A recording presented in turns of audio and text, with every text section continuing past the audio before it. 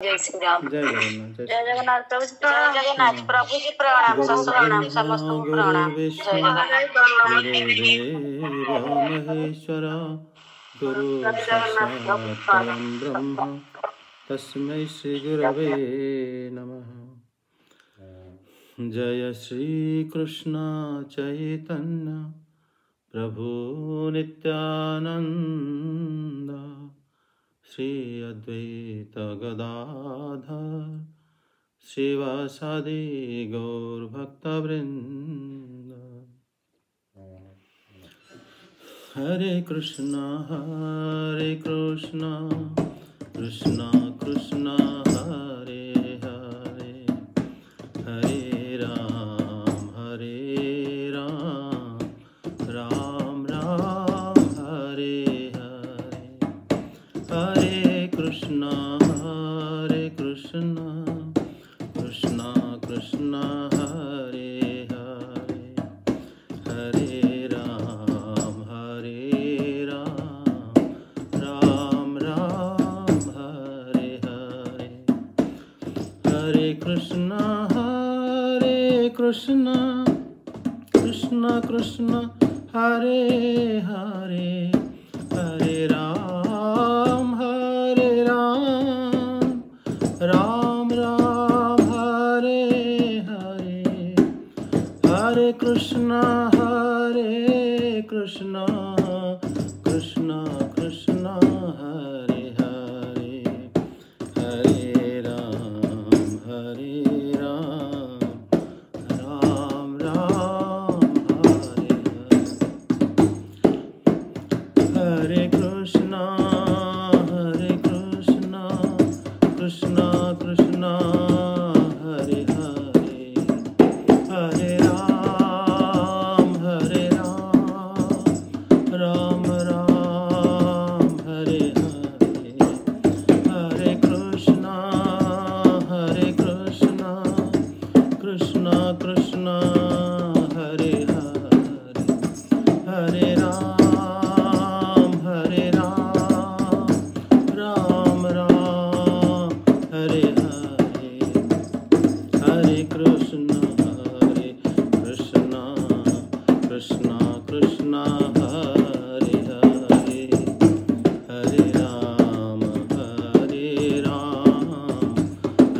राम हरे हरे, हरे कृष्णा कृष्णा कृष्णा हरे हरे, हरे राम राम हरे हरे। जय श्री हरिनाम संकीर्तन की जय हो। श्री कृष्ण चैतन्य प्रभु नित्यानंद श्री अद्वैत गदाधर शिवस आदि गौर भक्त वृंद की जय हो। जय श्री बलदेव, जय श्री सुभद्रा, जय श्री जगन्नाथ, श्री सुदर्शन देव की जय, जगन्नाथपुरी धाम की जय, वृंदावन धाम की जय, जय जय श्री राधे श्याम। श्रीमद् भगवद गीता प्रणाम। जय जगन्नाथ, समस्त को प्रणाम। श्रीमद् भगवद गीता चतुर्थ अध्याय 10 श्लोक। माता अनुवाद शैलवाला माता जी देखंतु। वीतराग भय क्रोध मन्मया मामुपाश्रितः बहवो ज्ञान तपसा पूता मदभाव भामागतः। अनुवाद। हरिओम प्रभु जी। जय जगन्नाथ, समस्त प्रणाम। जय जगन्नाथ। ओम नमो भगवते वासुदेवाय। गुरु ब्रह्मा गुरु विष्णु गुरुदेव महेश्वर गुरुदेव परम ब्रह्म तस्मै श्री गुरवे नमः। अतीत बीत मुक्त, बीत माने मुक्त राग अनुराग आसक्ति भय क्रोध मत मया संपूर्ण रूपे मो ठारे मोते उपासित संपूर्ण रूपे अवस्थान करी बहव अनेक ज्ञान तपस्या द्वारा पवित्र होई मत भाव मो प्रति दिव्य प्रेम आगत प्राप्त होइथिले। अतीतरे अनेक लोक राग दोष भय और क्रोधरु मुक्त होई मो ठारे संपूर्ण रूपे युक्त होई एवं संपूर्ण रूपे मोर शरण रे आसी मो ज्ञान लाभ करी विशुद्ध होइछंती एवं एही प्रकार से माने समस्ते मोर दिव्य प्रेम ଲାଭ କରିଛନ୍ତି। ଭାବାର୍ଥ ଯେଉଁ ବ୍ୟକ୍ତି ଅତ୍ୟନ୍ତ ଜଡ଼ବାଦୀ ଅଟେ ସେ ବିଶେଷ ପରିମାଣରେ ଭୂତ ପ୍ରକୃତି ସହ ଯୁକ୍ତ। ସେ ପରମ ସତ୍ୟ ଭଗବାନଙ୍କର ବ୍ୟକ୍ତିଗତ ପ୍ରକୃତି କଥା ବୁଝି ପାରିବ ନାହିଁ। ଭଗବାନଙ୍କର ଯେ ଆକାର ଅଛି, ଭଗବାନ ଯେ ଜଣେ ପୁରୁଷ, ଏସବୁ କଥା ବୁଝିବା ତା ପକ୍ଷରେ ଅତ୍ୟନ୍ତ ଦୁର୍ଲଭ। ଏହା ପୂର୍ବରୁ କୁହାଯାଇଅଛି। ସାଧାରଣତଃ ଯେଉଁମାନେ ଦୈହିକ ଧାରଣାରେ ବଶବର୍ତ୍ତୀ, ସେମାନେ ଏତେ ଦୂର ଭୂତ ପ୍ରକୃତି ସହ ଜଡ଼ିତ ଯେ ସେମାନେ ଏକଥା ବୁଝିପାରନ୍ତି ନାହିଁ ଯେ ଭଗବାନଙ୍କର ଏକ ସତ୍ ଚିତ୍ ଆନନ୍ଦମୟ ବିଗ୍ରହ ଅଛି। ଭଗବାନଙ୍କର ଏ ଦିବ୍ୟ ଶରୀର ଅଛି ଯାହାକି ଅବୟ, ଜ୍ଞାନପୂର୍ଣ୍ଣ ଏବଂ ଶାଶ୍ୱତ ଆନନ୍ଦମୟ। ଏହା ବୁଝିବା ସେମାନଙ୍କ ପକ୍ଷରେ ଅସମ୍ଭବ ଅଟେ। ଆମର ଏ ଭୌତିକ ଶରୀର ଧ୍ୱଂସଶୀଳ ଏବଂ ସମ୍ପୂର୍ଣ୍ଣ ରୂପେ ଅବିଦ୍ୟା ଓ ଦୁଃଖ ଯନ୍ତ୍ରଣାପୂର୍ଣ୍ଣ। ତେଣୁ ସାଧାରଣତଃ ଲୋକେ ଯେତେବେଳେ ଭଗବାନଙ୍କ ଶରୀର ବା ଆକାର କଥା ଶୁଣେ ସେତେବେଳେ ସେ ଭାବେ ଭଗବାନଙ୍କର ଶରୀର ଠିକ୍ ତା ନିଜ ଶରୀର ଭଳି ଏବଂ ଜଡ଼ ଶରୀର ଅଟେ। ନିଜର ଦୈହିକ ଧାରଣାରୁ ସେ ଭଗବାନଙ୍କର ଶରୀର ସମ୍ବନ୍ଧରେ ଧାରଣା କରେ। ଏ ପ୍ରକାର ଜଡ଼ବାଦୀ ମାନଙ୍କର ପକ୍ଷରେ ଏ ବିରାଟ ଭୌତିକ ପ୍ରକାଶ ହିଁ ଭଗବାନ ଅଟନ୍ତି। ପରିଣାମତଃ ସେମାନେ ଭଗବାନଙ୍କୁ ନିରାକାର ବୋଲି ଭାବନ୍ତି, ଯେହେତୁ ସେମାନେ ଅତ୍ୟନ୍ତ ଜଡ଼ବାଦୀ ଅଟନ୍ତି ଓ ବିଶେଷ ପରିମାଣରେ ଭୂତ ପ୍ରକୃତି ସହ ଜଡ଼ିତ। ତେଣୁ ସେମାନେ ଏକଥା ବିଶ୍ୱାସ କରିପାରନ୍ତି ନାହିଁ ବା ଭାବିଲା ବେଳକୁ ସେମାନଙ୍କର ହୃଦୟ ସ୍ପନ୍ଦିତ ହୋଇ ଉଠେ ଯେ ଜଡ଼ତାରୁ ମୁକ୍ତ ହେଲା ପରେ ମଧ୍ୟ ବ୍ୟକ୍ତିତ୍ୱ ରହୁଛି। ଯେତେବେଳେ ସେମାନେ ଏକଥା ଶୁଣନ୍ତି ଯେ ଦିବ୍ୟ ଜୀବନ ମଧ୍ୟ ବ୍ୟକ୍ତିଗତ ଜୀବନ ଅଟେ, ଅର୍ଥାତ୍ ଦିବ୍ୟ ସ୍ତରରେ ମଧ୍ୟ ବ୍ୟକ୍ତି ଏକ ସ୍ୱତନ୍ତ୍ର ଦିବ୍ୟ ଜୀବନ ଯାପନ କରେ ଓ ଦିବ୍ୟ ଶରୀର ଧାରଣ କରି ରହିପାରେ, ସେତେବେଳେ ସେମାନେ ବଡ଼ ଭୀତତ୍ରସ୍ତ ହୋଇ ପଡ଼ନ୍ତି ଯେ ଭୌତିକ ସ୍ତରରୁ ମୁକ୍ତ ହେଲା ପରେ ମଧ୍ୟ ପୁଣି ସେମାନେ ଏକ ବ୍ୟକ୍ତି ହୋଇ ଶରୀର ଧାରଣ କରି ରହିବେ। ସେମାନେ ପୁଣି ଶରୀର ଧାରଣ କରି ଏକ ବ୍ୟକ୍ତି ହେବାକୁ ଭୟ କରନ୍ତି। ତେଣୁ ସେମାନେ ନିର୍ବିଶେଷ ବ୍ରହ୍ମରେ ଲୀନ ହୋଇଯିବା ପାଇଁ ପସନ୍ଦ କରନ୍ତି। ସାଧାରଣତଃ ସେମାନେ ଜୀବମାନଙ୍କୁ ସମୁଦ୍ରର ପାଣି ଫୋଟକା ଭାବନ୍ତି। ସେମାନେ ଭାବନ୍ତି ପାଣି ଫୋଟକା ଯେପରି ସମୁଦ୍ରରେ ପାଣିରେ ଲୀନ ହୋଇଯାଏ, ଜୀବଗଣ ସେହିପରି ବ୍ରହ୍ମରେ ଲୀନ ହୋଇଯିବେ। ସେମାନଙ୍କ ମତ ଅନୁଯାୟୀ ଏହା ହେଉଛି ଜୀବନର ସର୍ବୋଚ୍ଚ ସିଦ୍ଧି, ବ୍ୟକ୍ତିତ୍ୱ ହରାଇ ବ୍ରହ୍ମରେ ମିଶିଯିବା। ଏହା ଏକ ଭୀତିପୂର୍ଣ୍ଣ ଜୀବନ। ଏହା ପ୍ରକୃତ ଆତ୍ମଜ୍ଞାନ ଶୂନ୍ୟ ଏକ ଜୀବନ ଅଟେ। ପୁନଶ୍ଚ ଏପରି ଅନେକ ବ୍ୟକ୍ତି ଅଛନ୍ତି ଯେଉଁମାନେ ଆଦୌ ଦିବ୍ୟସ୍ଥିତି କଥା ବୁଝି ପାରନ୍ତି ନାହିଁ। ସେମାନେ ବିଭିନ୍ନ ପ୍ରକାର ସିଦ୍ଧାନ୍ତ ବା ଉପପତ୍ତି ଏବଂ ନାନା ପ୍ରକାର ପରସ୍ପର ବିପରୀତ ଦାର୍ଶନିକ ମତ ଶୁଣି ବଡ଼ ଗୋଳମାଳ ବା ଗୋଲକ ଧନ୍ଦାରେ ପଡ଼ି ଶେଷକୁ ବଡ଼ ବିରକ୍ତ ହୋଇ କ୍ରୋଧାନ୍ୱିତ ହୋଇ ମୂର୍ଖଙ୍କ ଭଳି ମତ ପ୍ରକାଶ କରନ୍ତି ଯେ କୌଣସି ପରମ କାରଣ ନାହିଁ, ପରିଣାମତଃ ସବୁ ଶୂନ୍ୟ ଅଟେ। ଏ ପ୍ରକାର ଲୋକ ଏ ପ୍ରକାର ରୋଗାକ୍ରାନ୍ତ ଜୀବନ ଧାରଣ କରିଥାନ୍ତି। କେତେକ ଲୋକ ଅତ୍ୟଧିକ ଭାବେ ଭୂତ ପ୍ରକୃତି ପ୍ରତି ଆସକ୍ତ ହୋଇ ପଡ଼ିଥାନ୍ତି ଏବଂ ସେଥିପାଇଁ ଦିବ୍ୟ ଜୀବନ ପ୍ରତି ଧ୍ୟାନ ଦିଅନ୍ତି ନାହିଁ। ଆଉ କେତେକ ପରମ କାରଣରେ ଲୀନ ହୋଇଯିବାକୁ ଇଚ୍ଛା କରନ୍ତି। ଆଉ କେତେକ ବଡ଼ ହତାଶବାଦୀ ହୋଇ ସମସ୍ତ ପ୍ରକାର ଆଧ୍ୟାତ୍ମିକ ଦର୍ଶନ ପ୍ରତି କ୍ରୋଧାନ୍ୱିତ ହୋଇ ଉଠନ୍ତି ଏବଂ ସବୁକୁ ଅବିଶ୍ୱାସ କରନ୍ତି। ଏହି ଶେଷ ଶ୍ରେଣୀର ଲୋକ ଶେଷକୁ ନିଶା ଦ୍ରବ୍ୟରେ ଆଶ୍ରୟ ଗ୍ରହଣ କରନ୍ତି। ସେମାନେ ବେଳେବେଳେ ଅତ୍ୟଧିକ ନିଶା ସେବନ କରି ଉନ୍ମାଦଗ୍ରସ୍ତ ହୋଇ ଏକ ପ୍ରକାର ଛାୟାଚିତ୍ର ଦର୍ଶନ କରନ୍ତି।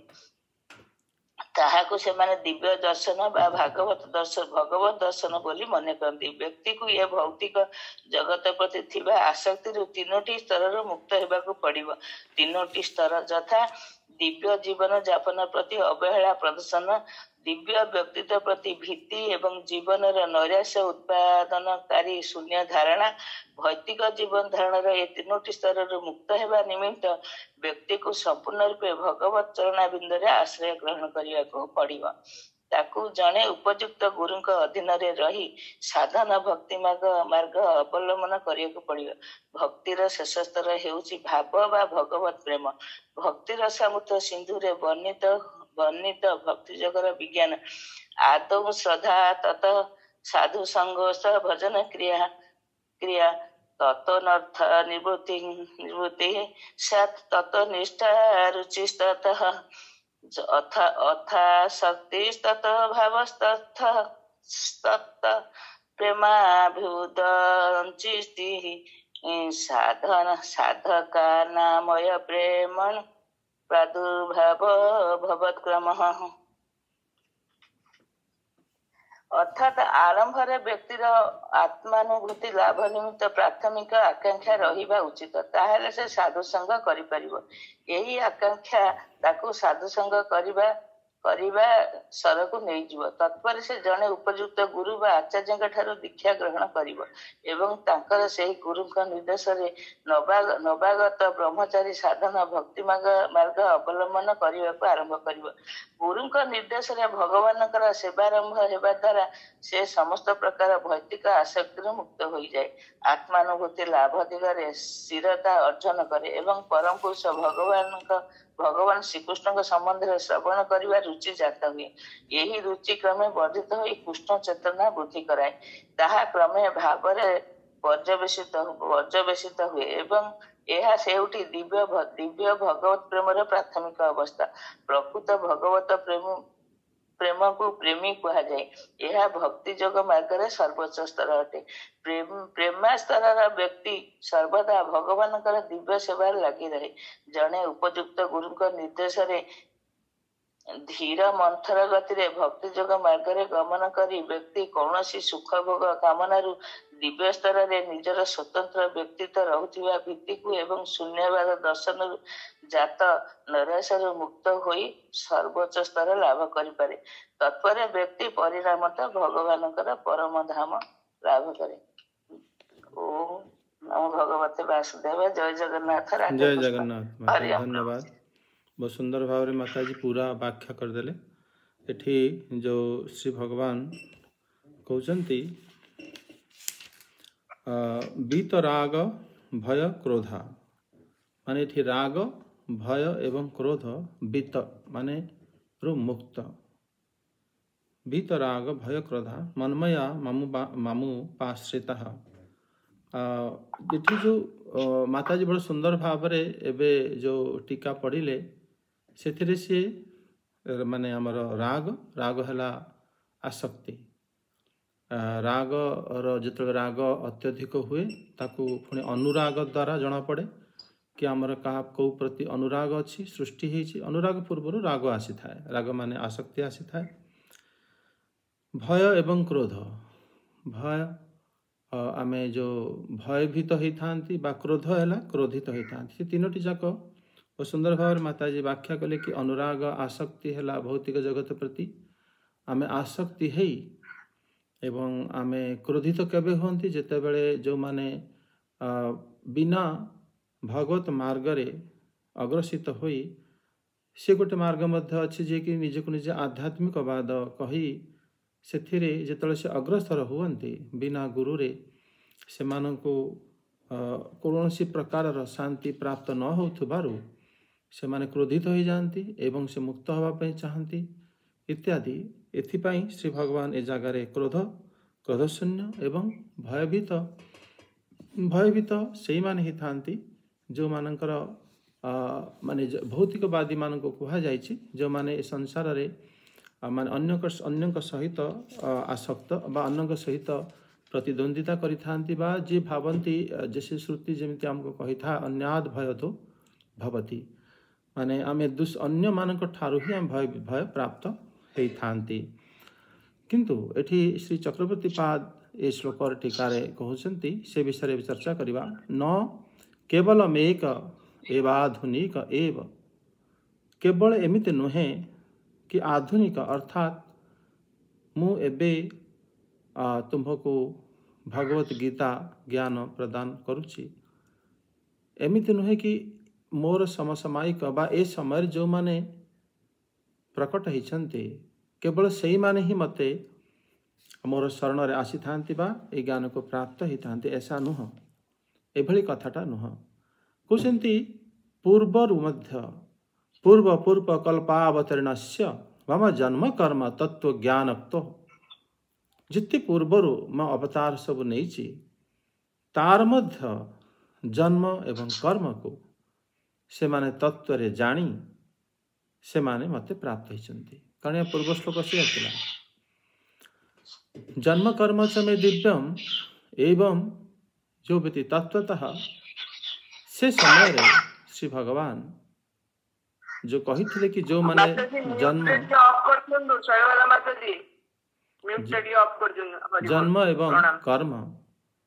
जन्म एवं कर्म जो मानकर जो माने मोर जन्म एवं कर्म को जानी छंती से माने ही मुक्त हुअन्ति। एटा श्री भगवान प्रथम कही सारी। आज ये श्लोक से कहते कि एमिति नुह कि केवल मते एबे जो माने जानी छंती से माने मुक्त हुअन्ति एमिति नुह, बरं पूर्वर जो मुझे जिते अवतार सब नहीं मोर जन्म एवं कर्म दिव्य से माने ताहा जानी से माने मुक्त हो सारी।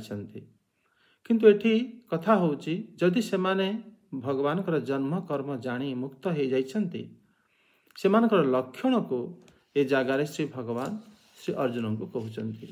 से लक्षण है बीतराग भय क्रोध मन्मया मामुपाश्रिता। से मानकर लक्षण है राग भय क्रोध शून्य मोरी प्रति एकाग्रचित एवं मोर शरणागत। एठी जेमिति श्री भगवान से मानकर लक्षण को वर्णन करी ए विषय कहते। माने भगवान कर जन्म एवं कर्म ये तत्व को से माने अनुभव कर सारी। से मानकर लक्षण एभली बीतराग अर्थात से माने माने भल भाव जानी एवं से माने ए सब को त्याग मध्य राग क्रोध भय को त्याग मध्य कर दे थांती। एमाने केबे हेले मोर भक्तों के प्रति क्रोधान्वित हुअन्ति नाही और भयभीत मध्य हुअन्ति नाही। एमाने प्रचुर रूपरे जन्म कर्म को ध्यानमग्न द्वारा श्रवण कीर्तन द्वारा से माने मोर जन्म एवं कर्म को एभली भाव निमग्न रही थांती। से माने मोर प्रति प्रेम जागृत करि थांती। जेतेबेले भगवान भगवत गीता कहवा पूर्वर भगवान केते अवतार नहीं सारी एवं प्रत्येक अवतार आपण देखिबे भक्त माने भगवान कर अवतार को बड़ा सुंदर भाव रे गान करती। जमिति ता पूर्वर रामायण रचना हो सारी एवं भगवान श्रीकृष्ण मध्य रामायण श्रवण करती माता ठारू एवं सी समस्त सबु जगार आपण देखिए ता पूर्वर भगवान नरसिंह अवतार हो सारी एवं भगवान बराह रूप अवतीर्ण हो सारी। कच्छप अवतार धन्वंतरी अवतार अजित अवतार भगवान जिते अवतार सब ग्रहण कर सारी से माने मध्य तांकर जन्म एवं कर्म सब गुड़िक दिव्य एवं सेबे ठारू ऋषि मुनि माने बा भक्त माने ताकू भल भाव तत्व रे जानी जन्म कर्मर बंधन मुक्त हो सारी। से मानकर लक्षण है बीतराग भय क्रोध। से मानकर राग भय एवं क्रोध ए सबू समूल रूप से विनाश हो जाई थाए। एभली व्यक्तिंकर भक्ति विनोद ठाकुर मत जोटा कि माताजी पढ़िले से भली टाइप रहा कि बौद्ध जैन आदि जिते प्रकार सबू माने रास्ता लोक माने सब निजर करि नै छन्ति से माने कौनसी प्रकार माने स्थिर निजको करि पारु नथिबारु से माने क्रोधान्वित हो जाती बेले बेले चित्तरे माने चेतना शून्य होती निर्वाण पथ को मध्य से माने अग्रसर होती। से भावती माने से माने केवल भावती नहीं से माने भल भाव बुझी वास्तव दुनिया रे कौनसी प्रकार केही नाहंती। जमिति मुझे प्रश्न करुले आमर पिला माने कि जो माने सार जो माने नास्तिक होता वास्तव से माने बड़ डरुआ होता जिते जीवन में एमती गोटे गोटे परिस्थिति आसे से निजको निजे संभाली पारती ना। किंतु जो मैंने आस्तिक बड़ माने सुविधारे से जानती हे भगवान आम आपण शरण रे कष्ट आपण आमको पार करंतु से माने तांको पाखक आसी जानते। किंतु जो माने नास्तिक से निजे निजे से भावती दुनिया तो कहीं नहांती ये तो सब मिथ्या से से निजको निजे बड़ माने डिप्रेशन रे चली जाती एवं से निजको निजे अस्थिर करि पारंतनी कौन करिवे। एटा हला नास्तिक मानकर एठी जेमिति भक्ति विनोद ठाकुर मध्य से विषय कहउचंती एभली भावरे भय राग एवं क्रोध रहित जो माने मते सर्वत्र दर्शन करि मोर भक्त माने से माने भल भावरे मोर जन्म कर्म को बुझी सारी थांती एवं मोर शरणागत होई से माने कौन करती ना कौनसी प्रकार कुतर्क को तर्क द्वारा निजर बुद्धि को से अपवित्र न करी से सबुबले मोर प्रेम वस्तु को प्राप्त करने से मोरी शरण ही आसी था। तेणु एठी माने एभली भाव भक्त माने रहंती। तेणु श्री भगवान ए श्लोक बीतराग भय क्रोध आदि श्लोक को भगवान कहते।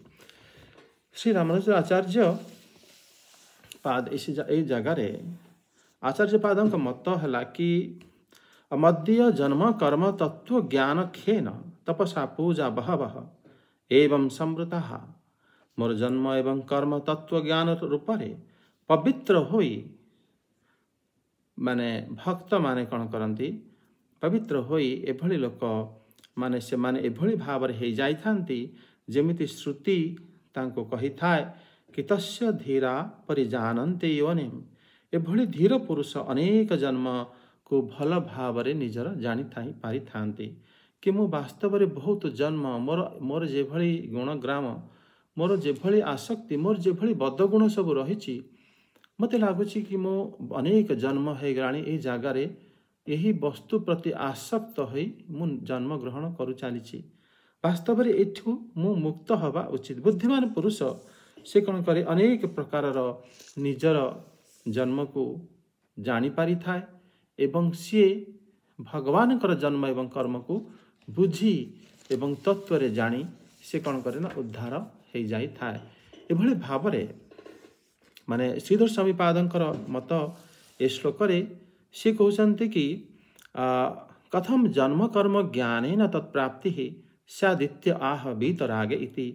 माने एठी अहं शुद्ध सत्व अवतारे ही धर्म परिपालम करोमीति मदियम कि अनेक जन्म एवं कर्म को जो माने सबू जानी थांती जो व्यक्ति श्री भगवान कर जन्म कर्म को जानी थांती से माने कर जो लक्षण को ए जगार श्री भगवान बीतराग भय क्रोधा मनमय मामुपाश्रिता कहीकि वर्णन कर एक कथा श्रीधर स्वामीपाद कहते।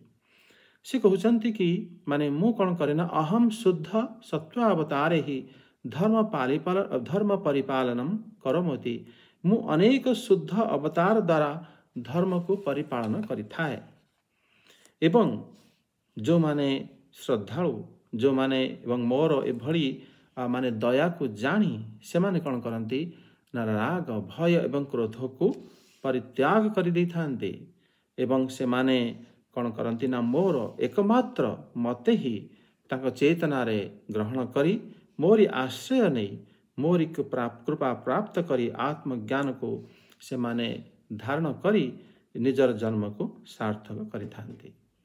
एभली भाव में महात्मा मानकर मत तेणु एठी माने आमर जो बीत राग भय क्रोध मनमया मामुपाश्रिता बहवोह ज्ञान तपसा पूता मदभाव मा गता। जय जगन्नाथ। हरे कृष्ण।